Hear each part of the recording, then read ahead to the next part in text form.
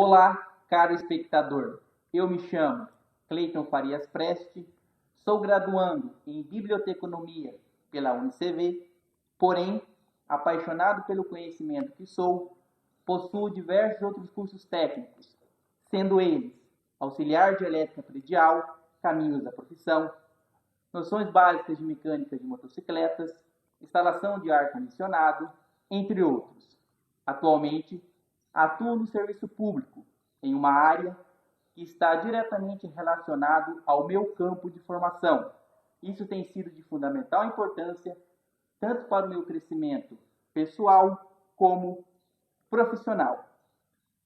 Hoje estarei aqui na função de entrevistador, ao qual irei entrevistar esse ilustre cidadão de Terra Boa, a saber, Valdir Caldeira, popularmente conhecido aqui no nosso município como Velho Cansado, que está acompanhado de seu filho, Dinei, que auxiliará o seu pai nessa entrevista. Desta forma, para que possamos começar o nosso bate-papo de hoje, eu vou pedir para que o nosso entrevistado se apresente, ou seja, que nos conte-nos um pouco mais sobre sua trajetória de vida. Valdir, fique à vontade. Olá pessoal, tudo bem com vocês? Pessoal, o meu nome é Valdir Caldeira da Fonseca, popular o Velho Cansado do YouTube. Eu cheguei aqui nessa região, Terra Boa. Na época eu tinha o quê? Uns 13, 14 anos por aí. Foi em 76 para 77. Agora eu passo a palavra para seu filho, Dinei. Dinei, fique à vontade para se apresentar e compartilhar conosco um pouco da sua história. Olá pessoal, como eu falo nos vídeos, fala galerinha! Meu nome é Valdinei Caldeira, mais conhecido como Dinei, filho do ilustre Valdir, popular Velho Cansado, e a gente está nessa missão, né, fazendo vídeos no YouTube, recordando o passado, vídeos que traz conteúdo recordando o passado, recordando as nossas raízes, principalmente da história de Terra Boa e dos municípios da região. Sensacional! Agora eu quero deixar um lembrete. O nosso bate-papo de hoje vai funcionar da seguinte forma. Eu farei uma pergunta direcionada principalmente ao Sr. Valdir, que dará início à resposta. Logo em seguida, caso queira, o Ednei poderá complementar, trazendo algo que seu pai eventualmente não tenha mencionado ou até mesmo lembrando de algum detalhe durante a sua fala. Combinado? Combinado. Podemos começar? Vamos lá. Muito bem. Valdir, tudo tem um começo.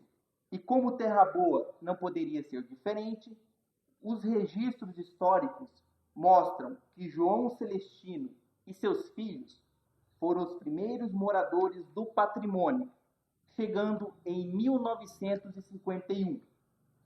Alguns anos depois, em 1955, o município elegeu o seu primeiro prefeito, Carlos Marcondes. Diante disso, eu gostaria que vocês comentassem, na medida do possível, um pouco sobre a origem desse nosso patrimônio. Sim, aqui foi desenvolvido por uma gleba florestal, a Companhia Melhoramento Norte do Paraná. E chegar o pessoal para derrubar os matos, para fazer o plantio do café. E aqui na região Terra Boa, é que eles fizeram o rancho para abrigar o pessoal que ia derrubar o mato, né? Então, naquela época, eles falavam arranchar o povo, fazer o rancho, arranchar o povo. Hoje poderia ser abrigar o povo, né? Mas naquela época o modo de dizer era esse, né? Então, por aí, como a terra era boa, o pessoal que tomava conta, que derrubava o mato, os fiscais, viu que a terra era boa.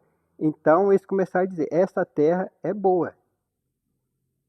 E quando ia mandar mais gente para essa região, então falava, leva lá onde que aquela terra boa.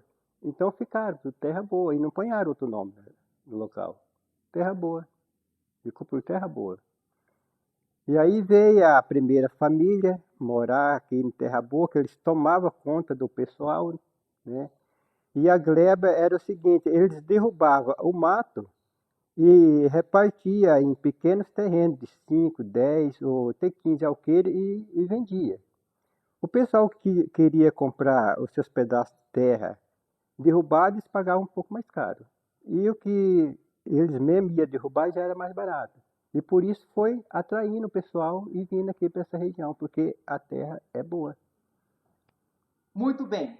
Agora, senhor Valdir, a área onde se encontra o município de Terra Boa era originalmente coberta por densa floresta e fazia parte do território administrado pela Companhia de Melhoramentos Norte do Paraná, que possuía vastas áreas no norte e noroeste do estado. O município de Terra Boa foi criado em 13 de julho de 1955, conforme Lei número 2411, desmembrada do município de Engenheiro Beltrão e está localizada na região sul do Brasil, no noroeste do Paraná, distante da capital Brasília, 1.253 quilômetros, aproximadamente. Terra Boa faz limite com os municípios: a norte, Dr. Camargo, Ivatuba e Ourizona; a sul, Araruna e Piabiru; a leste, Engenheiro Beltrão; e a oeste, Jussara. Essa região, a saber, Terra Boa, possui um clima tropical e subtropical, com um solo formado, em sua maior parte, por terra roxa, próprio para o cultivo de café e cereais. Tanto é assim que os primeiros moradores chegaram em 1951, justamente atraídos pela possibilidade da implantação da cultura do café. Agora, eu pergunto para o senhor: quando o senhor veio para o nosso município, essa cultura do café ainda se fazia muito forte? O senhor, inclusive, já chegou a trabalhar nessa cultura? Sim, eu trabalhei muito nessa cultura. Eu, desde os 8 anos de idade, naquela época, as crianças trabalhavam, né? A gente chegava da escola e almoçava e já partia para a roça, né? Para limpar tronco de café, fazer esse serviço que a gente podia fazer no tempo de criança, né? Então eu trabalhei muito na cultura do café. Quando eu cheguei aqui nessa região, foi numa época que o pessoal estava reformando o cafezal, né? Porque já tinha havido um acontecimento, né? Que deu uma devasta no café, né? Então o povo estava reconstruindo o café. Uns cortavam o café, outros plantavam o café. Mas veio outra geada, um pouco mais fraca, mas veio outra geada e acabou desanimando o povo. Essa geada que o pai se refere é a geada de... Não, a antiga. A- Quando eu cheguei a aqui, famosa geada negra, né? é, E o pai veio logo após essa foi geada. logo após. Porque na época da geada preta, queimou tudo os cafezais e durante 3 dias você não via uma folha verde. Até o ar mudou de cor. Foi uma tristeza imensa, né? O pessoal ficou muito triste com isso, né? Então, a partir dessa geada, o situante, o fazendeiro, muitos arrancaram o café. E outros cortaram o café para brotar, para reformar o café. Então, nessa época, a cultura do café caiu mais ou menos pela metade. Então, o povo já começou a se investir em outras culturas, né? Por exemplo, o algodão, a soja e mais tarde a cana-de-açúcar. Além disso, senhor Valdir, em uma outra oportunidade, o senhor nos contou que o próprio nome da cidade deriva muito do fato de haver, na época, uma certa ideia de que a terra era boa Sim, para o plantio de café, culminando para o que seria o nome oficial do nosso município, a saber, Terra Boa. Dito isso, conte-nos um pouco mais sobre essa ideia. então, o pessoal que veio fazer análise da terra falou: essa terra é muito boa para plantio de café. Então nós vamos derrubar o mato e vamos aqui plantar café, porque a terra é boa. Então quando vinha gente de fora para trabalhar junto, eles falavam: vamos mandar ele para a terra boa, que é aqui. Então pegou, essa região pegou esse apelido, terra boa. Sensacional. E é onde que eles começaram a cultivar a terra e plantar o café. E realmente a terra é muito Era boa E a mesmo. prova disso é que hoje tá aí, tudo que se planta dá, né? Tudo que Hoje se tudo planta que se tá. planta dá. Então teve muita cultura também, né? Mas na época a ideia era café, era Era cafezal. Então aí se formou a cidade com esse nome, Terra Boa. muito legal. Agora, seu Valdir, as primeiras pessoas que começaram a povoar essa terra, muito movidos pela promessa de terem um pedaço de terra onde pudessem plantar seu café e dele tirar o sustento para si e para seus dependentes, vieram muito por causa de incentivos que partiram da gestão do prefeito da época, a saber, Orlando Operário. Sim. Conte-nos um pouco mais sobre esse período e como a intervenção do prefeito Orlando Operário foi de fundamental importância para o povoamento do que viria a se tornar Terra Boa. Orlando Perara, ali perto de Malu, ele tinha uma fazenda muito grande de café. E Fazenda São Luís, né? era a Fazenda São Luís. Era formada de café. E ali tinha muito conforto na sua fazenda. Tinha escola, tinha igreja. Aí o ponto de referência do pessoal que vinha de longe era a Fazenda São Luís. E eu chegando na Fazenda São Luís, a pessoa às vezes tinha seu sonho de possuir o seu próprio terreno, então ali eles trabalhavam, eles ganhavam dinheiro, né? E compravam suas terras e formavam seus cafezal também. E o Orlando Operário, ele era uma pessoa que incentivava muito, né, nessa lavoura do plantio de café. Até porque ele trabalhava com a lavoura de café e ali na sua fazenda tinha a escola onde educava, né, as crianças, né, ia para a escola e tal. Então era um ponto de referência, era o melhor lugar. Então quando alguém vinha de outro lugar, e o nome Terra Boa também, ele incentivava o pessoal por nome Terra Boa. Pessoa que às vezes vinha de São Paulo, nós vamos para onde? Vamos para Terra Boa. Se tem esse nome porque é boa mesmo, né? Pessoa vinha de São Paulo, pessoa vinha de outras regiões, direto para Terra Boa. Até mesmo fora do país, né, seu Valdir? Até mesmo fora do país. Por exemplo, aqui nessa região também foi desenvolvido, teve uma colaboração muito grande dos japoneses. Os japoneses. E Olha que isso, legal. até por isso, por homenagem aos japoneses que ajudou a colonizar aqui, tem a Praça dos Japoneses ali, em Terra Boa, né? Sensacional. Que é uma homenagem a eles, né? Que já ajudou muito nós aqui, né, em Terra Boa. Então foi desenvolvendo, ele foi incentivando.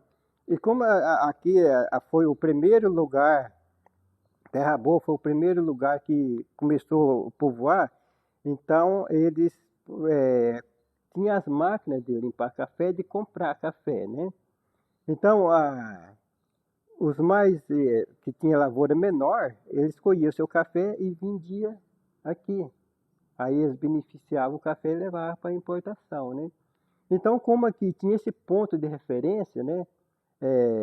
Saiu uma venda, saiu duas, saiu marca de compradores de café, e aí foi povoando, foi vindo mais casa comercial e foi se formando a cidade. Aí ela se formou um distrito de Engenheiro Beltrão, e onde que mais tarde ela foi municipada também, né? Que legal. Valdir, com Terra Boa se formando, surgiram várias comunidades ao seu entorno, sendo elas Fazenda São Luís, Pé de Galinha, Buruti, Cruzeirinho, Mexeriqueira, Primavera, Pedra Branca, Venda Queimada, Palmital, Boa Esperança, enfim, por aí em diante. Uhum. Senhor Valdir, o que eram essas comunidades? Explique para nós como visualmente elas eram e por que as pessoas da época prefeririam viver nessas comunidades do que ir para a cidade. Olha, naquela época, o pessoal que trabalhava com cafezal tinha os situantes, às vezes eles contratavam os porcenteiros, né? A pessoa ia tocar café, a porcentagem, 40%. Então, de cada 100 sacos de café que o porcenteiro colhia, 40 era do porcenteiro e 60 do patrão. Então, nessas lavouras de café, a gente plantava o milho, plantava o arroz, plantava o feijão No meio do café. no meio do café. Aproveitando aquele espaço. Aquele espaço entre uma rua e outra, então a gente podia plantar ou 3 carreiras de arroz, ou uma no meio de milho, e até algodão eles plantavam também no meio do café, né? Então ali o pessoal, a família, tinha o sustento. Eles não vinham para a cidade comprar arroz, não vinham comprar feijão, não vinham comprar carne, que eles criavam porco, frango, e também eles criavam lá no fundo, na beira do córrego, eles faziam um pasto para ter uma vaquinha de leite também, né? Para ter o leite das crianças, né? Então, era difícil, aquela época, sim, era difícil o dinheiro, mas a casa era cheia de comida, tinha muita fartura, né? Era. Então, as famílias eram felizes naquela época. Não tinha energia, não tinha televisão, não tinha celular. Então, qual era a diversão? A diversão é os compadres ou os vizinhos se encontrar todos os dias na boca da noite, lá no terreirão de café, sentar ali e ficar contando história e as crianças brincando no terreirão. Então daí que saiu as comunidades, então? Então, e daí como era um pouco longe na cidade, sempre na cabeceira das fazendas que tinha, as fazendas, se tinha bastante família, às vezes tinha fazenda que tinha 30 casas, outros tinha 15. Então, alguém fazia uma venda lá na beira da estrada. E nessa venda, eles faziam um campo de futebol.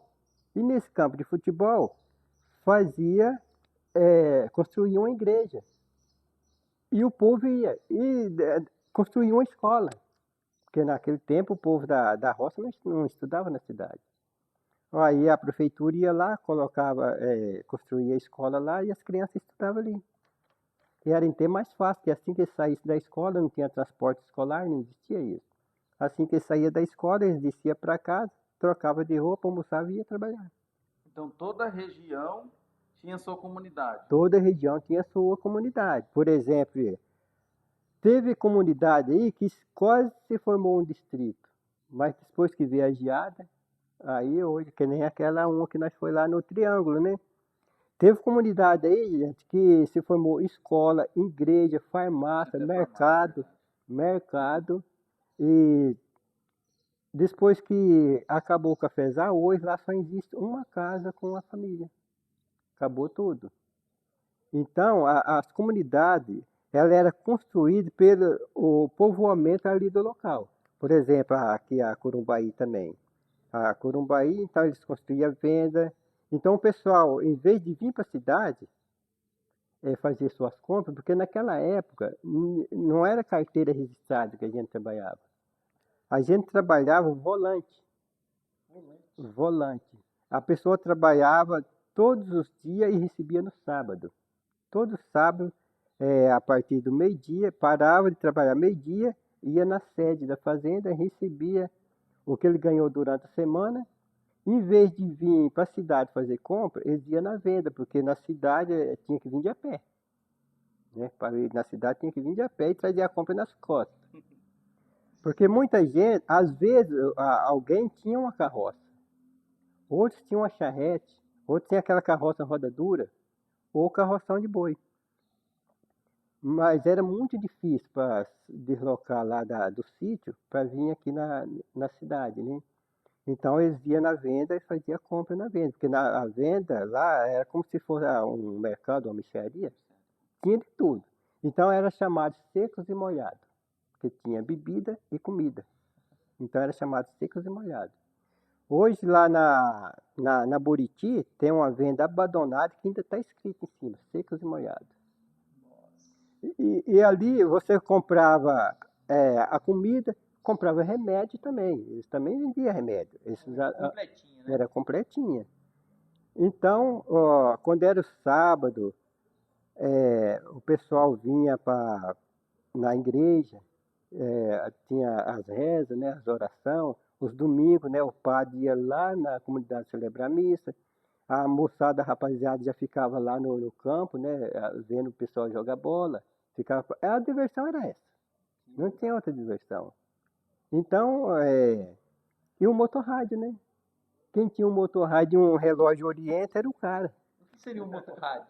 Só para nós que somos a juventude aqui que desconhece. O motorrádio era um radinho pequenininho assim, a pilha, portátil, que você carregava ele para ver música caipira ou então o jogo. Aquele jogo lá da Rádio Nacional de São Paulo, da Rádio Record, né? Que passava, então eu ficava com aquele radinho assim, com o reloginho se exibindo. Se ostentando.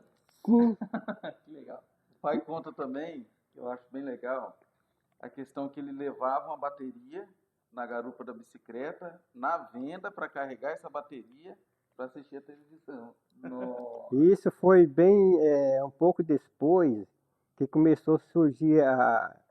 Bom, tinha a televisão, os fazendeiros e os situantes, né? Mas então renuía o pessoal da colônia, tudo na casa do administrador, porque lá tinha uma televisão, né? Tinha aquela novela, O Casarão, aquela novela lá dos anos 70, né? Então, às vezes você assistia o capítulo de novela e desligava na hora do comercial para ligar e baseava mais ou menos, né? Quando voltava a novela, porque se deixasse ligar direto, a bateria podia acabar e aí a gente não assistia o resto, né? Nossa. Às vezes demorava um pouco, eu ligava, já passou o primeiro, já passou o primeiro. Então era essa demanda. Então quando a bateria esgotava, a bateria é essa mesmo de carro, né?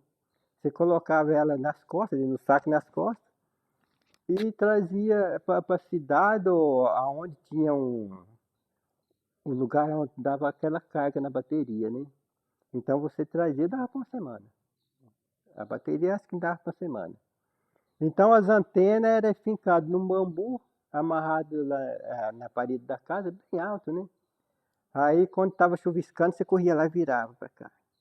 Então, o máximo que pegava era 2 ou 3 canal, né? É aquelas televisão zona, é feita de a caixa de madeira, né? Mas quando tá chuviscando, a televisão, não é o tempo, Não. gente. Porque hoje os meus filhos não sabem o que é uma TV chuviscando. Eu não sei se vocês lembram. Vocês sabem o que é uma TV chuviscando? É conforme a posição, aquelas televisão, conforme a posição que estava a antena, você não via a imagem, só via aquele chuvisco. Porque chuvisca assim, Era a televisão, não era? era a televisão. Era Aí você tele- mexia a antena, rodava Para pegar a a antena, posição ela melhor. melhorava. Melhorava, né? Essa era a televisão chuviscando. Que legal.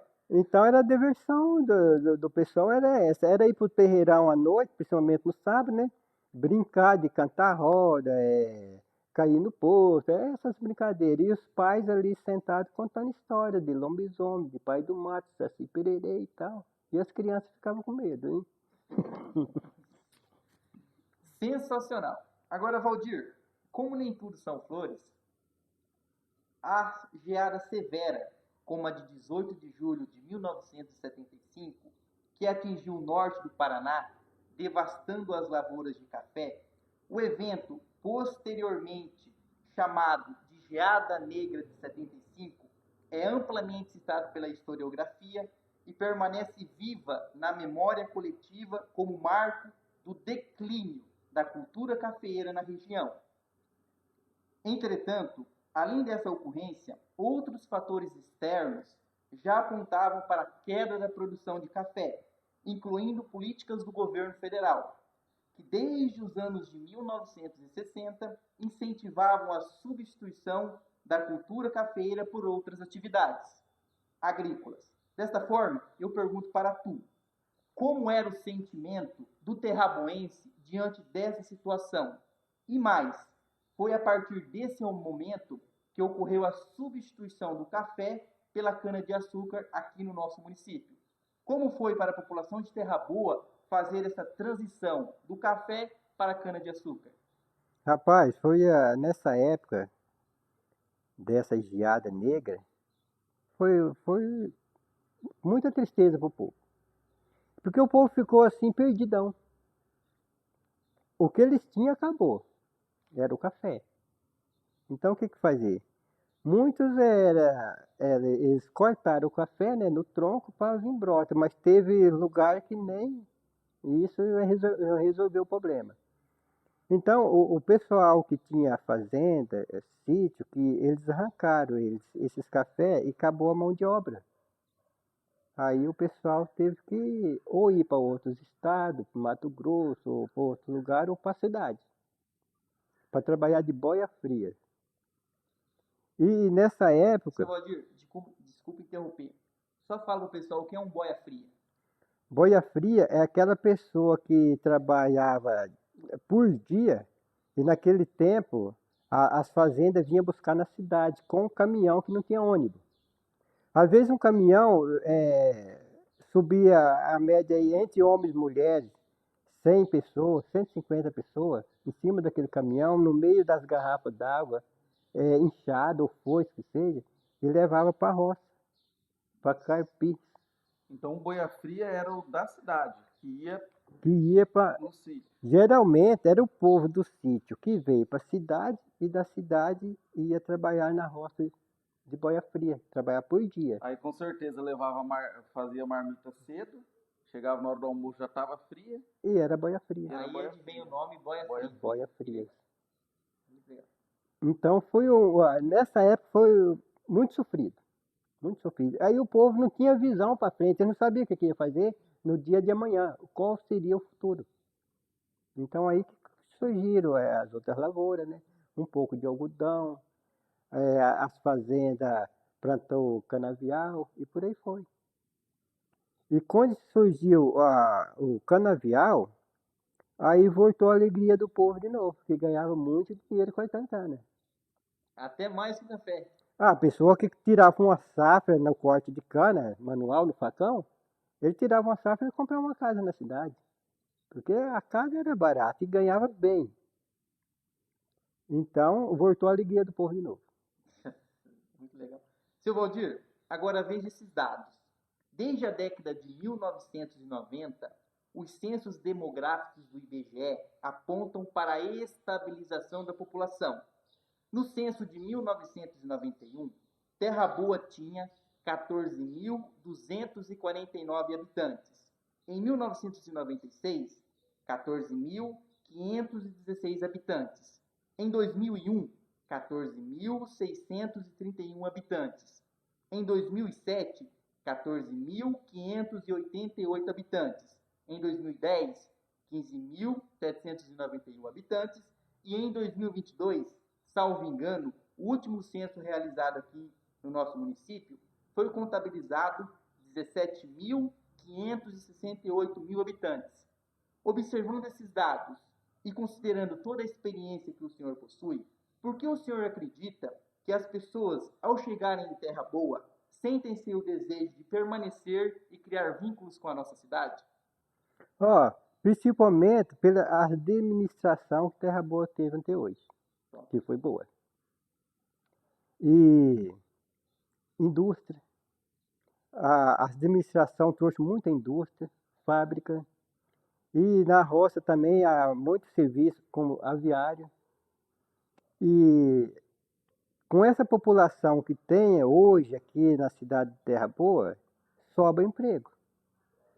Porque diariamente passa anunciando na rua pedindo funcionário para a empresa. E também a tranquilidade da cidade, que é uma cidade de trabalhador, e também pelo o sossego, é uma cidade sossegada, sem violência, né? Às vezes alguma coisinha acontece, mas nada que não dá jeito, né? Verdade. E é uma cidade do povo, a humildade do povo, a, a amizade que a gente se encontra aqui nesse local, né? E a administração que são boas, são excelentes. Então isso aí faz com que cativa o povo aqui para a cidade e segura o povo aqui. Agora por que você acredita que quando as pessoas vêm para Terra Boa, eles sentem esse desejo de permanecer? Eu acho que Terra Boa, por mais que teve todas as dificuldades no passado, inclusive da geada, eu acho que ela soube sobressair. Hoje a gente vê, tipo assim, tem indústrias instaladas na cidade vou dar um exemplo, tal indústria é a maior indústria de batedor de aves, uma das maiores do Brasil, tá aqui. A indústria de processamento de mandioca, uma das maiores da América do Sul, tá aqui. O vestiário, uma fábrica de vestiário, uma das maiores do Brasil, tá aqui. Então, a questão de emprego, que todo mundo precisa trabalhar, né? as maiores estão aqui, olha o tamanho da cidade, né? E tem as grandes estão aqui. E pelo fato que o pai citou da amizade, do carinho que um tem pelo outro, todo mundo conhece todo mundo, sabe? Você vai para a rua, às vezes eu saio de casa, vou no mercado. Eu vou de casa no mercado, eu dou umas 10 buzinadas na rua, porque eu conheço, ô fulano, ô fulano. Então, eu nunca morei em outra cidade. Em 91 eu nasci aqui em Terra Boa e estou aqui até hoje. Eu acho que mais para frente eu vou virar pioneiro que fala? Pioneiro. Eu acho que daqui a uns anos eu vou virar pioneiro. Muito bom. Né? Porque eu nunca saí daqui. Então é isso. A criança começa na escola, amizade na escola, vai para o ginásio, vai para o colégio, começa a trabalhar e se forma aqui, tem os seus filhos aqui, dali a pouco tem seus netos aqui e fica aqui. É legal. É um local que as famílias se sentem bem. Sim. Se sente bem, permanece. O pai vem para cá, eu nasci aqui, eu casei aqui, eu tenho meus filhos aqui e tenho certeza que meus filhos vão ter os filhos deles aqui e por aqui fica. Né? Então eu acho que esse aconchego da cidade, tanto na administração, tanto na geração de emprego, tanto na estrutura da cidade em si. Você olha Terra Boa, cidade limpa, cidade gostosa. É legal, é gostoso morar aqui. É a cidade dos amigos. Sensacional. Agora é o seguinte, mudando um pouco esse assunto, senhor Valdir, é do nosso conhecimento que naqueles períodos mais antigos de Terra Boa, estamos falando aí da década de 50, 60, 70, o cidadão terraboense era muito supersticioso, mas, digamos assim, suscetível a acreditar em seres ocultos. Isso porque não tinha tantas tecnologias e o povo era muito mais simples, né? Era mais simples. Falo isso porque antes de preparar essa entrevista, andei dando uma olhada no seu canal e encontrei um vídeo bastante interessante, ao qual você e o seu filho falam sobre a noiva fantasma, que sempre era vista cruzando de um lado para o outro ali na estrada da agrícola. Conte-nos um pouco mais sobre esse relato que causava calafrios nos terraboenses daquele período. Ali na fazenda agrícola, segundo me contaram, que eu não vi nem quero ver, ali morava uma família e tinha uma moça que estava noiva, chegando os dias do casamento. Aí ela estava em pé na porta da sala, assim me contaram, comendo leite com farinha, com um garfo. E subiu um temporal. E aquele tempo subiu com vento, relâmpago e trovão. E a mãe dela falou, filha, não fica aí, aí na porta que pode cair o raio e o garfo é alumínio. Ele, puxa, não mãe, já estou terminando, eu não vou sair daqui não. E ela gostava de ver o tempo, estava vendo o tempo, e nisso aconteceu. Quando ela estava com aquele garfo na boca, caiu uma faísca e o garfo entrou na boca dela e atravessou na garganta. E ela morreu. Aí passou, fizeram lá o velório e tal. O pessoal ficou muito triste e tal. E passou uns dias, ela apareceu de noiva lá em cima, na beira da estrada. Aí viram, contaram, correram com medo e tal. Contaram, mas ninguém acreditou nisso. Mas aí ela continuou aparecendo. Quando contava para uma pessoa, eu via a noiva e a pessoa não acreditava, o próximo era ele que ia ver. E aí ele ia passando para o outro. Até que um colega meu que mora lá para baixo da Pedra Branca, ele vinha dirigindo um caminhão de soja e ele conta que ali em frente à fazenda, ele vindo com aquele caminhão de soja, a noiva atravessou na frente, mas flutuando no ar, em frente ao para-brisa. Ele perdeu o controle, levou o caminhão no barranco e tombou. E muitos outros relatos. Outros de bicicleta, vinha à noite, né? De Terra Boa para a comunidade deles. E ele sentia aquele peso na garupa, olhava, ela estava sentada na garupa. De repente desaparecia, o cara endoidava, é claro, né? Agora o tio dele, meu cunhado, disse que viu, que à noite eles vinham pegar o ônibus para vir para a escola aqui na cidade. Naquele tempo a minha mulher também estudava, ela estava terminando os estudos dela, e ela também conta e afirma que ela viu. Agora eu não vi. e nem quero ver. Mas eles dizem que viram. Agora, eu não sei se é uma lenda, mas eles afirmam que viu. Ou talvez ponhava na cabeça e o psicológico fazia que aparecesse, mas eu não sei. Eu não vi. Nossa, imagina o medo das pessoas que precisavam passar por essa estrada à noite, né, seu Valdir? Depois que eu fiz esse vídeo, sorteio esse vídeo, pessoa de São Paulo, que já morou nessa região, pessoa de Santa Catarina, comenta no vídeo que morou aqui também viu. Dinei, você quer complementar alguma coisa? Rapaz, eu era medroso demais, você tá doido? Porque a gente morava bem na frente da agrícola, né?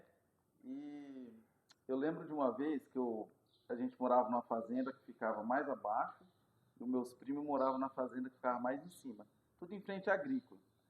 E um dia brincando lá com eles, a hora passou e escureceu. E eu tinha que vir embora, e eu estava de bicicleta. Eu não me lembrei da noiva, e você já coloca aquilo na cabeça e fica aí, eu era criança, tinha 5, 6 anos.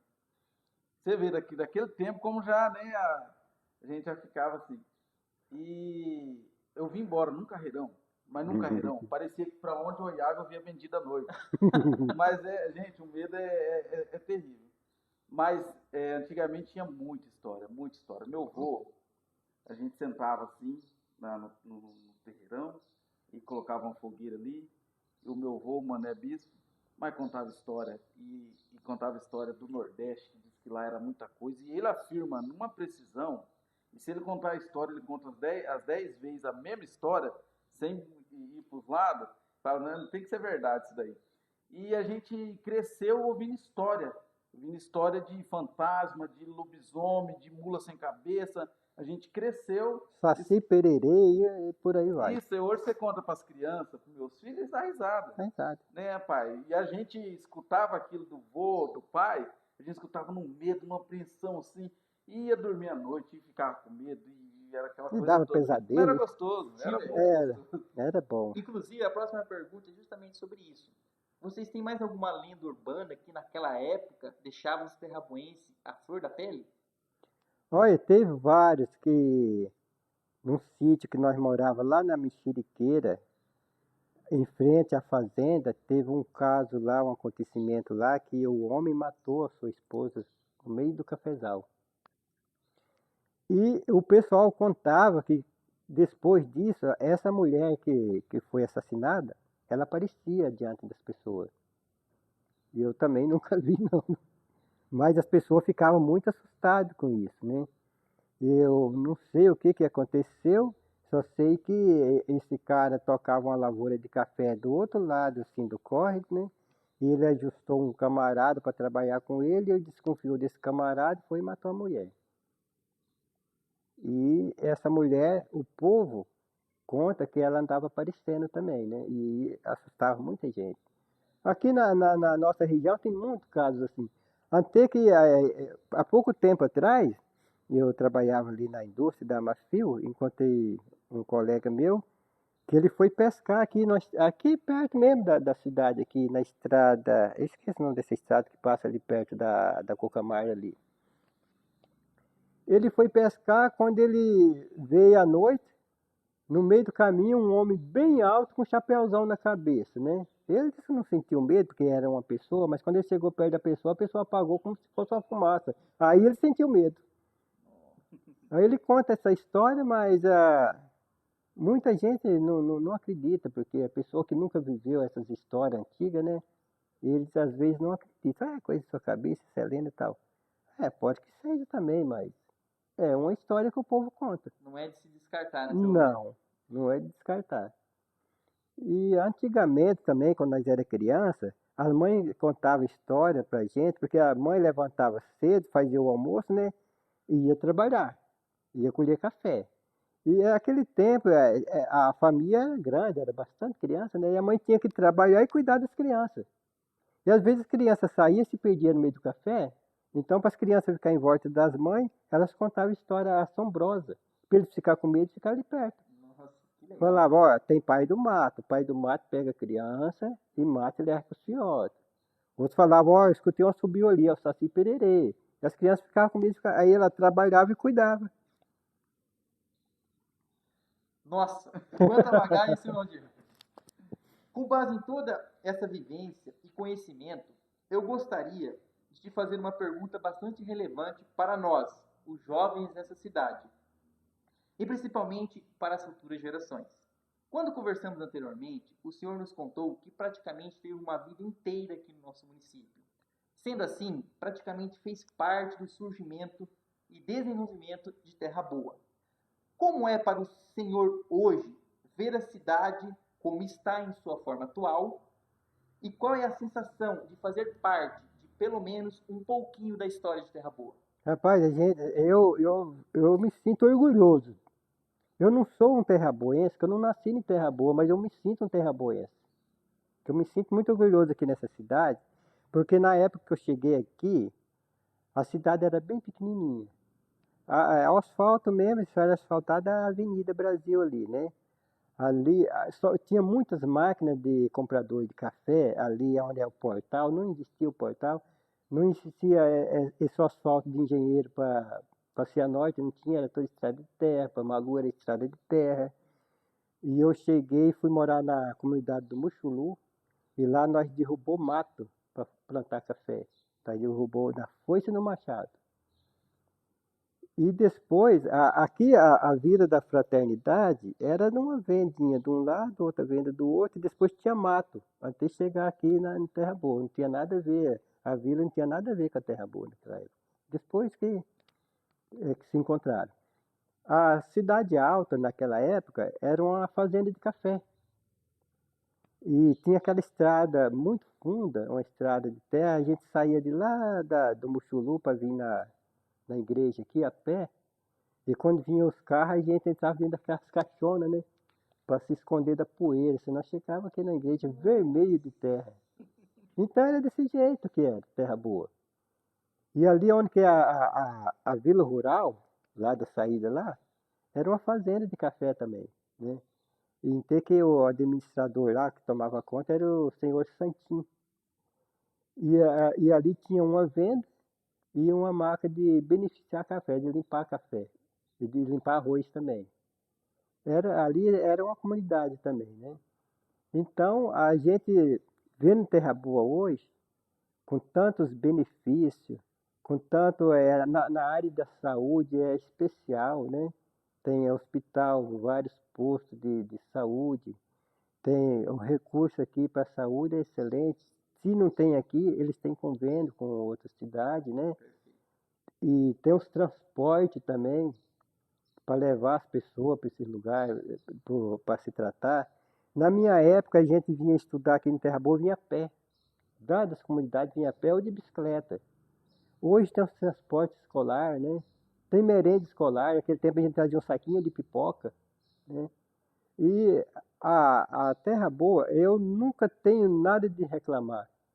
Entrou vários prefeitos, para mim todos foram bons. Para mim toda a administração foi excelente, principalmente essa agora, muito boa. E eu não sou um terraboense, que eu não nasci aqui, mas eu me sinto um terraboense muito orgulhoso. Bom, pessoal, estamos quase finalizando esse nosso bate-papo de hoje, mas antes de terminar, quero abrir espaço para os nossos convidados, Valdir Caldeira e seu filho, Dinei. Se caso quiserem, podem ficar à vontade para deixar uma mensagem final, compartilhar mais alguma ideia que os senhores acham relevante ou até mesmo um recado. Fiquem à vontade para falar. Só para não ficar bagunçado, eu vou começar com o Valdir e depois o seu filho, Dinei. Pode ficar à vontade para deixar uma mensagem final, compartilhar mais alguma ideia ao qual o senhor acha relevante que não foi mencionado. Pode ficar à vontade. Aqui na nossa cidade, como eu digo, a pessoa que vem de fora para habitar aqui, ele fica orgulhoso. Porque aqui é um lugar muito bom, um lugar muito. É um lugar gostoso de se viver, né? E a mensagem que eu dou principalmente para as crianças, para os jovens, gente, estuda. Estuda, leva a sério os seus estudos, né? E não se envolve com coisa errada, não, né? Porque tem muita cidade aí que tem muito problema, né? De droga, de bebida. E as pessoas que querem preparar o seu futuro, a criança que quer preparar o seu futuro, ele tem que estudar. Porque antigamente, no meu tempo, o nosso estudo era uma enxada, um enxadão e uma foice. Essa era a nossa cultura. Hoje não, hoje você tem que estudar porque as crianças de hoje, eles podem preparar um futuro brilhante no dia de amanhã. Então, leve a sério seus estudos e vá em frente. Estuda, que precisa. É o futuro do país, é as crianças de hoje. Então, precisa. Ednei? Eu tenho só a agradecer, né? Agradecer essa oportunidade aqui. E eu fico todo bobo e orgulhoso do meu pai, que ele tem esse conhecimento tão legal, esse conhecimento da cidade aí, da comunidade. Quando ele conta essas histórias, eu já até ouvi, mas fico assim, imaginando vai falando, meu Deus, eu vinha, não tinha merenda, a gente trazia um saquinho. Eu fico pensando, um saquinho de pipoca, eu fico pensando, que tempo difícil, né? E hoje a gente tem tudo aí, e às vezes não reconhece. Então é orgulho do meu pai que passou por esse tempo de dificuldade.